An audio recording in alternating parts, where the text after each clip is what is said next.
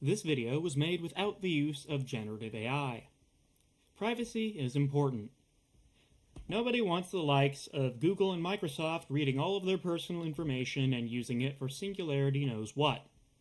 So, last year I did a lot of research and found a paid email provider that wouldn't abuse my data as part of the whole if it's free, you're the product deal. I chose Fastmail, and I've been happy with that choice. You may have heard of Proton Mail, and I was thinking about making a video regarding Proton for a while. And just the other day, a friend told me that they were considering Proton, but were put off by the low storage limits. So, special thanks to Proton Mail's exploitative pricing structure. It's $5 monthly for an account that's small enough to feel restrictive and uncomfortable, or $13 a month for more than you'll ever want or need, and a bunch of extra nonsense. Maybe that looks normal enough in isolation, but my provider makes it look sketchy as hell by comparison. Fastmail just offers $6 a month for enough storage and aliases that you'll never realistically worry about running out. The more expensive plans are just family discounts. But yeah, my friend's comment made me realize that I need to get this video out even if I can't get it perfect. No more overthinking the presentation, because graphic design is not my passion. This video gets published, and I still manage to waste a lot of time making it. But the thing is, Proton Mail is a scam. And of course, that's my legally non-actionable parody acronym, SCAM, which stands for Suspicious Crypto and AI Mail.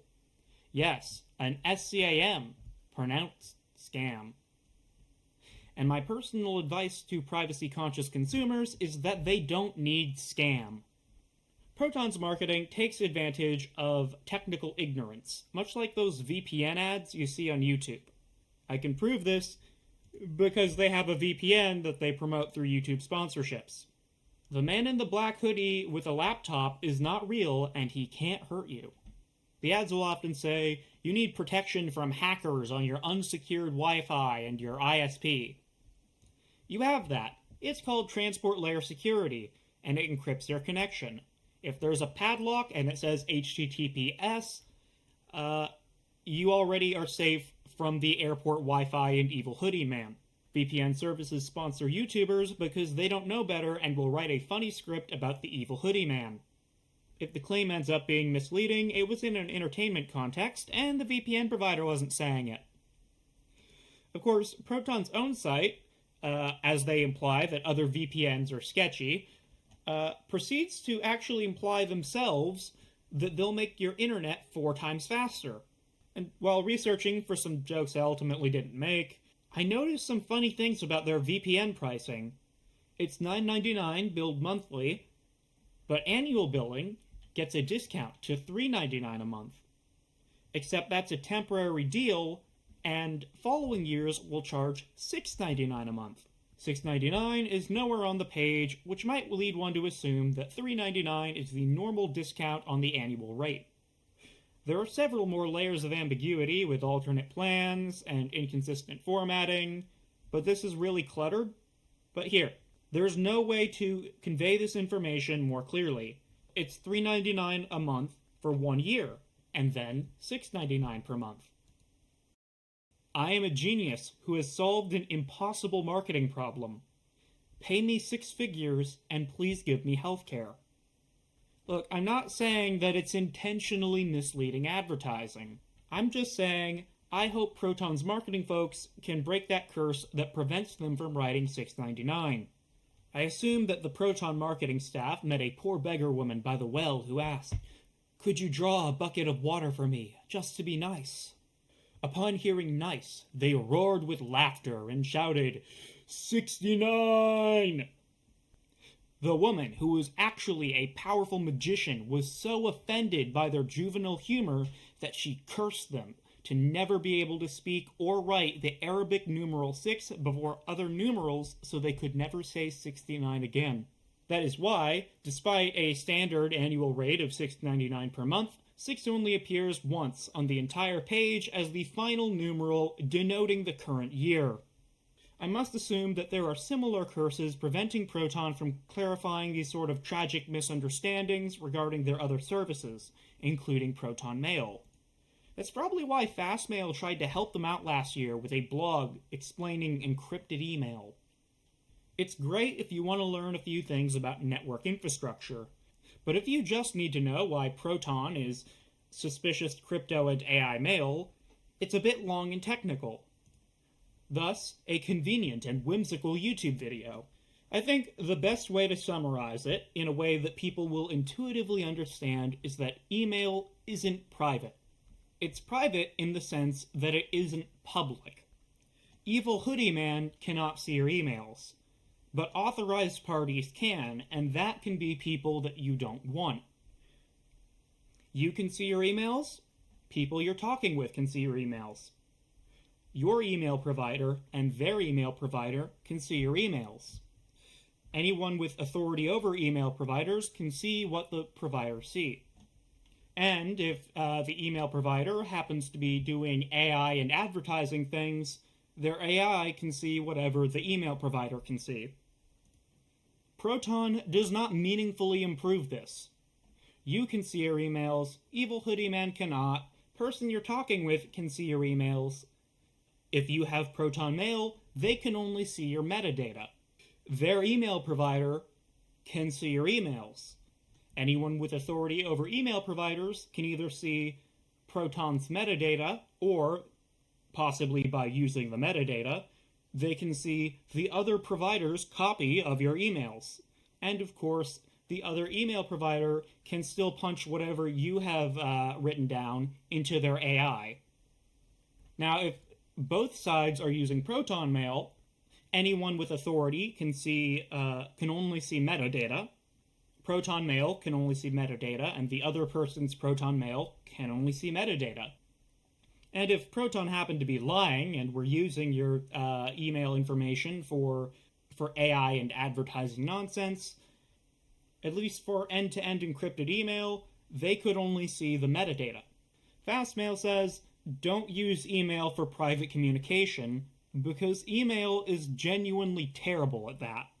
Instead, just use an encrypted messaging app that's made for that purpose. Personally, I like Element or the Matrix protocol, but that's a bit of a different story. The point is that it's normal for your email provider to have access to your emails because that's how email works. And that's fine, if you trust them. But Proton implies that you don't need to trust them.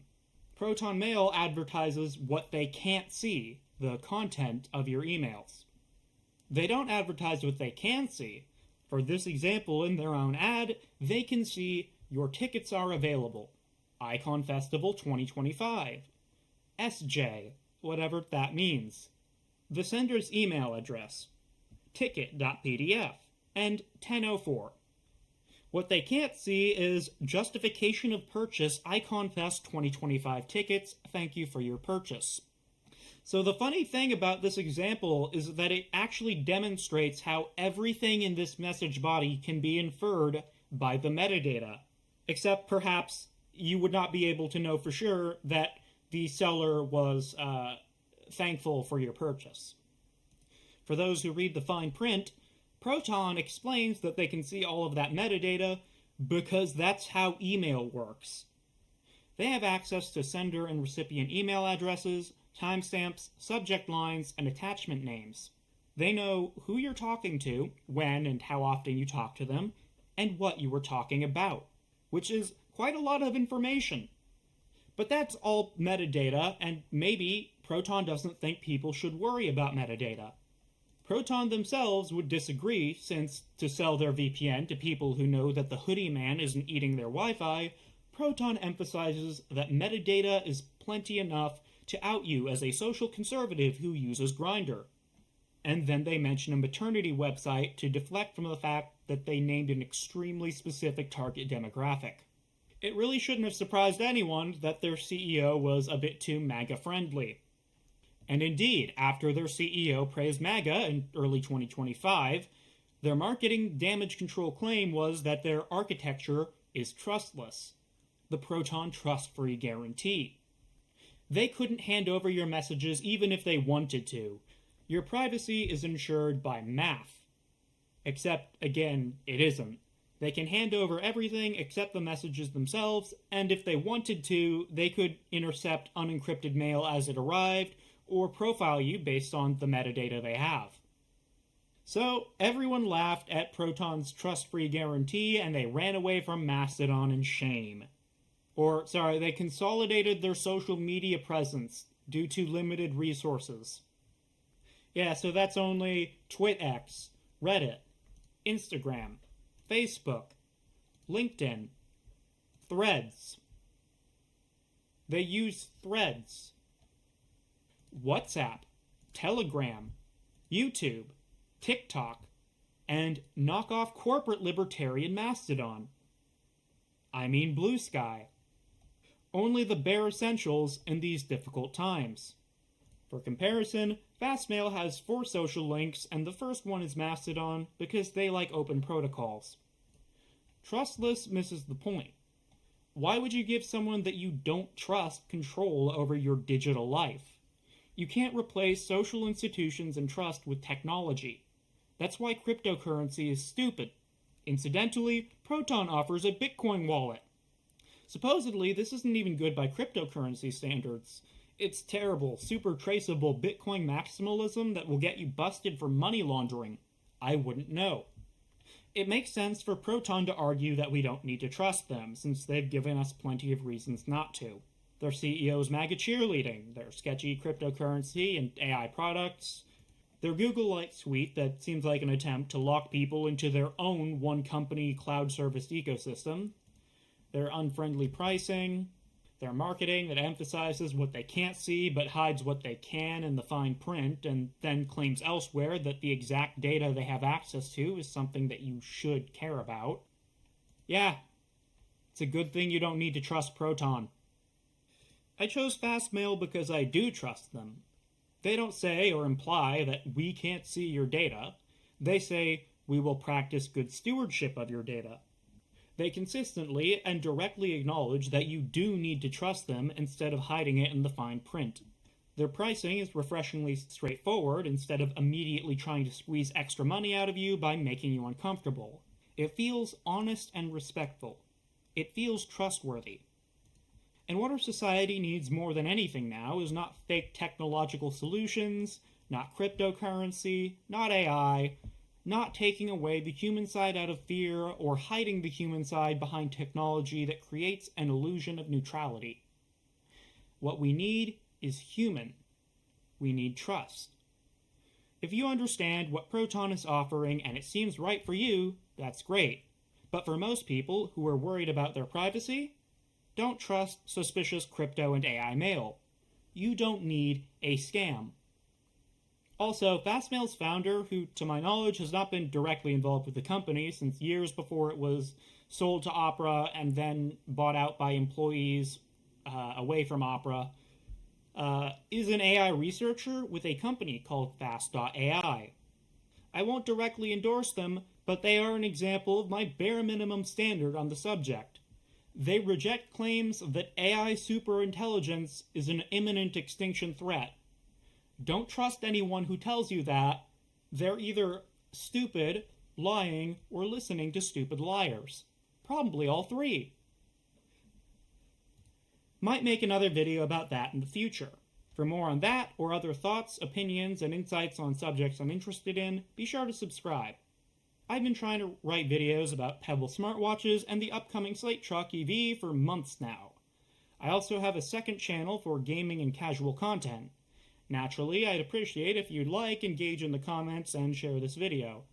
Heck, even if you don't share it, at least tell your friends not to give Proton their money or emails.